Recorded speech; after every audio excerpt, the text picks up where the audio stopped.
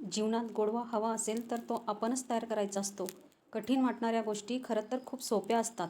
आज आपण बनवणार आहोत बिना पाकाची, साधी पण मनाला आनंद देणारी बेसन बर्फी. सर्वप्रथम कढईमध्ये 250 ग्रॅम तूप घालावे. तूप गरम झाल्यावर 50 ग्रॅम रवा घालून हलकासा भाजून घ्यायचा. यानंतर 250 ग्रॅम बेसन घालून मध्यम आचेवर भाजून घ्यावे.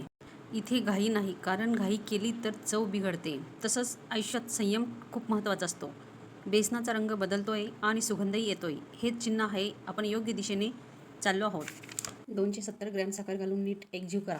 गोडवा नेहमी बाहेर शोधायचा नसतो, तो आपण आपल्या विचारांनी तयार करतो. जसं प्रत्येक सुरुवात छोटी असते पण महत्त्वाची असते. थोडं दूध घालून मिश्रण छान मिक्स करून घ्या. लहानसा बदल ही सगळं अधिक मऊ आणि सुंदर बनतो. यात अर्धा ग्लास पाणी घालावे. अर्धी वाटी खोबऱ्याचा कीस घालावा. आता त्यात 100 ग्रॅम बदाम काजू कुटून घालावे.